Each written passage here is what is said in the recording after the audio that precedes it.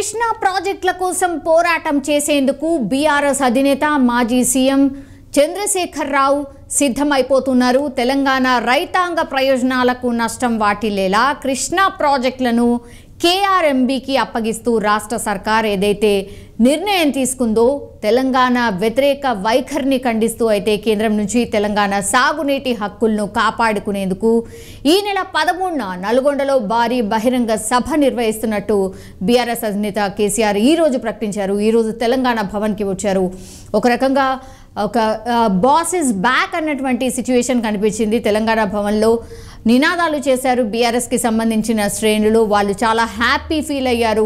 Again boss is back అన్నటువంటిది అందరి ముఖాల్లో కనిపించింది.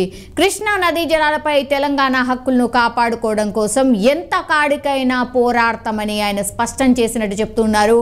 నాడు ఉద్యమం నడిపించి తెలంగాణను సాధించాం. సో తెలంగాణ హక్కులను కాపాడుకున్న స్ఫూర్తితోనే ఈరోజు కూడా మరో ప్రజా ఉద్యమాన్ని నిర్మించి హక్కులు కాపాడుకునే ప్రయత్నం డెఫినెట్లీ బీఆర్ఎస్ కార్యకర్తలది, బీఆర్ఎస్ పార్టీది అన్నటువంటి మాట స్పష్టంగా చెప్పారు. తెలంగాణ ఉద్యమకారులదే అని స్పష్టంగా కేసీఆర్ చెప్పినటువంటి పరిస్థితి కనిపిస్తోంది. రాష్ట్ర ప్రభుత్వం ఏదైతే విధానాల్ని అనుసరిస్తుందో, అనాలోచిత నిర్ణయాలు ఏవైతే తీసుకుంటుందో, కృష్ణా బేసిన్లోని దక్షిణ రైతాంగానికి సాగునీటి హక్కులపై గొడ్డలి పెట్టులా ఇది మారబోతోంది అంటూ కూడా కేసీఆర్ తన ఆవేదన వ్యక్తం చేశారు. కేఆర్ఎంబీకి సాగర్, శ్రీశైలం సహా కృష్ణా నది మీద ప్రాజెక్టులను అప్పజెప్పి కేంద్రం చేతికి మన జుట్టు అందించింది. కాంగ్రెస్ ప్రభుత్వ తెలంగాణ వ్యవసాయ రైతాంగ వ్యతిరేక నిర్ణయాలను మేము తీవ్రంగా ఖండిస్తూ ఉన్నాం. ప్రజాక్షేత్రంలో రాష్ట్ర ప్రభుత్వ ప్రమాదకర ధోరణిని ఎండగట్టబోతున్నాం అంటూ బీఆర్ఎస్ అధినేత ఆల్రెడీ ప్రకటించారు. సో ఈరోజు అంటే మంగళవారం రోజు కేసీఆర్ ఆధ్వర్యంలో కృష్ణా బేసిన్ పరిధిలోని పార్టీ ఎమ్మెల్యేలు, మాజీ మంత్రులు అండ్ ప్రజాప్రతినిధులు, పార్టీకి సంబంధించిన ప్రముఖులు అందరూ కూడా ఈ సమావేశానికి హాజరయ్యారు. సో ఈ సందర్భంగా కృష్ణా నదిపై ప్రాజెక్టులను రాష్ట్ర ప్రభుత్వం కేఆర్ఎంబీకి అప్పగించడం వల్ల రాష్ట్ర రైతాంగానికి పూర్తిగా నష్టాలు రాబోతున్నాయి, కష్టాలు రాబోతున్నాయి.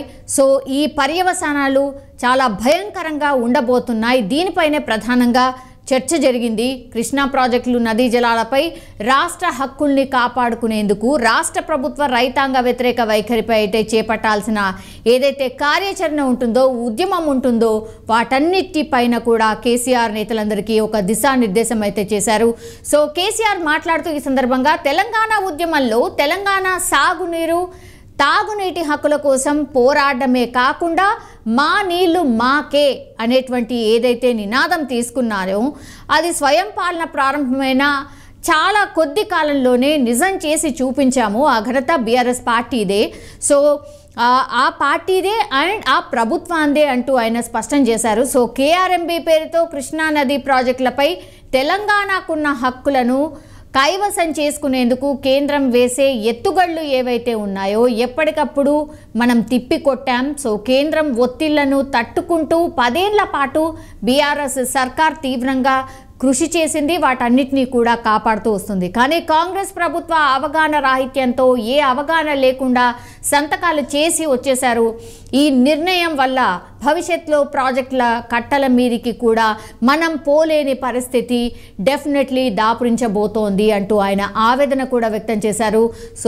సో దీన్నే ప్రజా మద్దతుతో తిప్పికొట్టబోతున్నాం అన్నటువంటిది మాట చెప్పారు. సో హైదరాబాద్, రంగారెడ్డి, నల్గొండ, ఖమ్మం, మహబూబ్ నగర్ ఉమ్మడి జిల్లాల ప్రజలకు సాగునీరు, తాగునీరు అందక తిరిగి కరువు కోరల్లోకి మనం వెళ్ళిపోయే ప్రమాదం పొంచి ఉంది అన్నటువంటి ఆందోళన కూడా ఆయన వ్యక్తం చేశారు. సో కాంగ్రెస్ ప్రభుత్వ ప్రమాదకర మూర్ఖపు వైఖరి ఏదైతే ఉంటుందో అన్నిటినీ కూడా తిప్పికొట్టాల్సిన అవసరం ఉంది. కృష్ణా జలాలపై ప్రాజెక్టులపై తెలంగాణకు రావాల్సిన వాటాను హక్కులను 100% కాపాడేందుకు ఎంత దాకానైనా పోరాడాల్సిందే, అగైన్ పోరాటం చేయాల్సిందే అన్నటువంటి మాట చెప్పారు కేసీఆర్. సో ఆయన అధ్యక్షతన ఈరోజు ఏదైతే సమావేశం జరిగిందో పూర్తిగా దీనిపైనే ఫోకస్ చేస్తూ దీనిపైనే దిశానిర్దేశం చేశారు.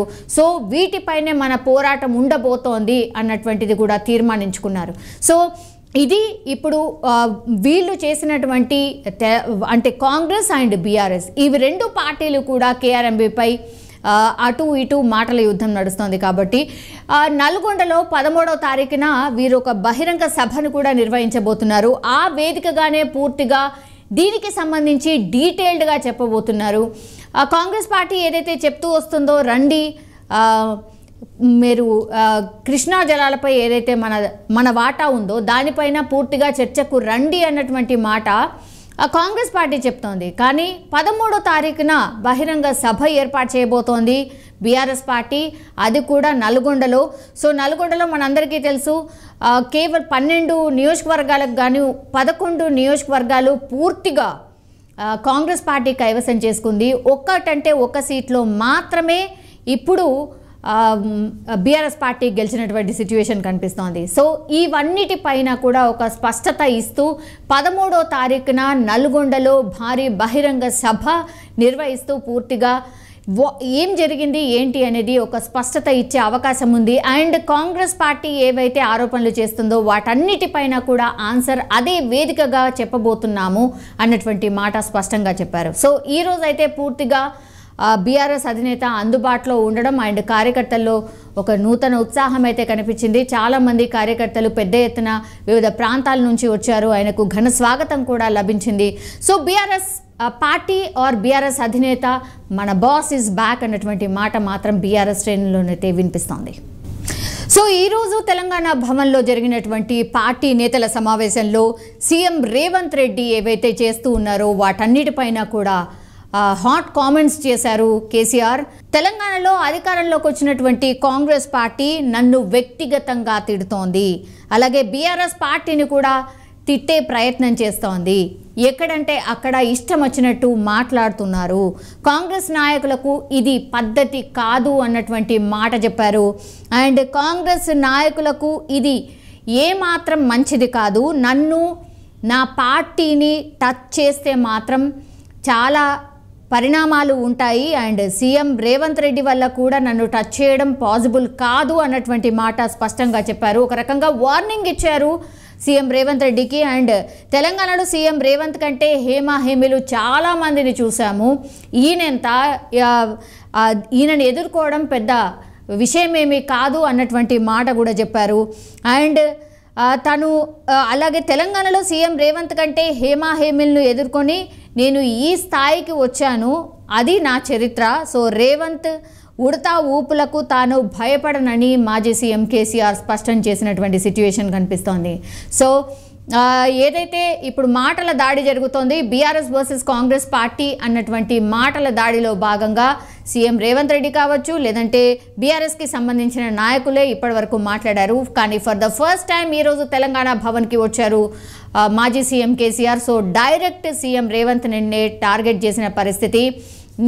నన్ను టచ్ చేయడం నీ వల్ల ఏమాత్రం కాదు, నీకంటే హేమీలను చాలామందిని చూశాను, వాళ్ళందరినీ కూడా ఎదుర్కొని ఇక్కడి వరకు వచ్చాను, ఇది నా చరిత్ర, నువ్వెంత, నీ లెక్క ఎంత అన్నటువంటి మాట కూడా చెప్పే ప్రయత్నం చేశారు. ఒక రకంగా నిజంగానే బీఆర్ఎస్ కార్యకర్తల్లో ఆర్ బీఆర్ఎస్ నాయకుల్లో ఒక కాన్ఫిడెన్స్ తెచ్చే ప్రయత్నం అయితే చేయబోతున్నారు. సో పోరాటం ఆపేది లేదు, డెఫినెట్లీ పోరాటం చేయబోతున్నాం, పెద్ద ఎత్తున చేయబోతున్నాం. కాంగ్రెస్ పార్టీ చేసేటటువంటి ఏవైతే ఆరోపణలు ఉన్నాయో లేదంటే తప్పులు ఏవైతే ఉన్నాయో ఆర్ ఆ 420 హామీలు అన్నటువంటి మాట ఏదైతే బీఆర్ఎస్ పార్టీ చెప్తోందో వాటినే ప్రజల్లోకి తీసుకెళ్లబోతున్నాం. ఇవన్నీ కాంగ్రెస్ పార్టీ